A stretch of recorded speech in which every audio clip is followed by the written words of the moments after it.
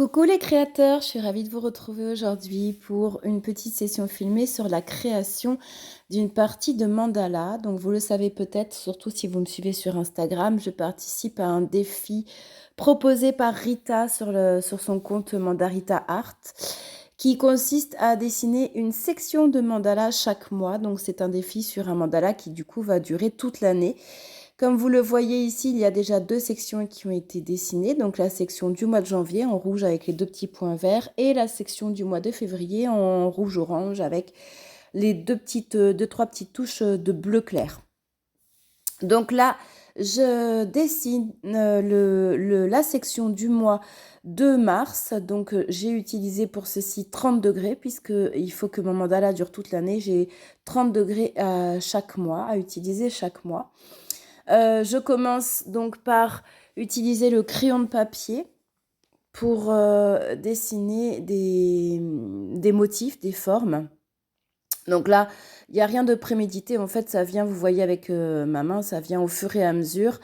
J'aime beaucoup utiliser des boucles, des courbes, des boucles, des pétales et des cercles.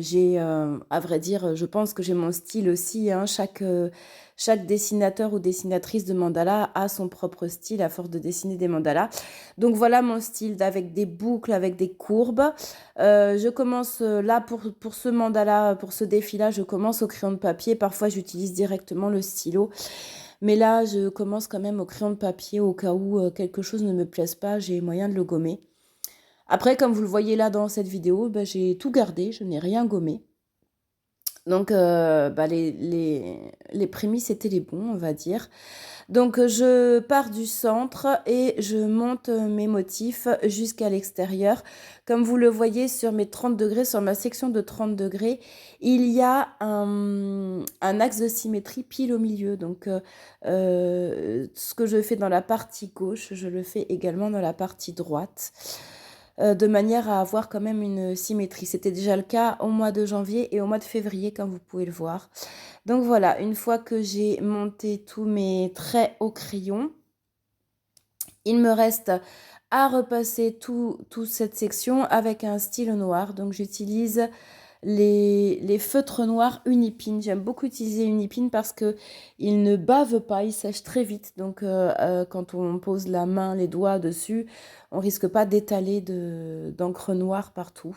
Et ils ont une belle couleur noire intense quand on doit gommer, parce qu'après je vais gommer les traits de crayon. Donc quand on doit gommer, le noir reste assez intense, il ne s'efface pas, il ne perd pas de son éclat. Donc j'aime beaucoup ces feutres noirs. Voilà pour la partie dessinée. Comme vous le savez, si vous me suivez sur Insta, je dessine également le mois complet de mars, donc en utilisant ce motif-là et en le reproduisant 12 fois à l'identique, toujours par rapport au défi de Rita sur son compte Mandarita Art.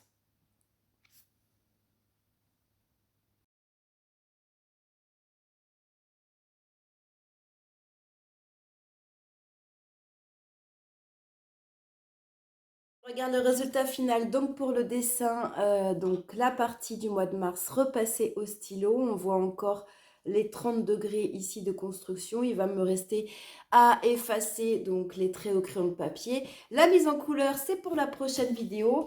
Et puis j'en profite pour vous montrer, parce que vous le savez si vous me suivez sur Insta, j'ai utilisé donc exactement les motifs du mois de mars pour faire la feuille du mois de mars en complet. Donc si vous regardez bien, tous les petits dessins qui ont été dessinés donc pour le mois de mars, je les ai reproduits 12 fois à l'identique ici, puis j'ai écrit mars. Et donc, ce que je vais colorier ici, ce sera ensuite colorié ici. Voilà, on se retrouve la prochaine fois pour la mise en couleur. D'ici là, éclatez-vous, faites de superbes créations. À très bientôt, bye bye!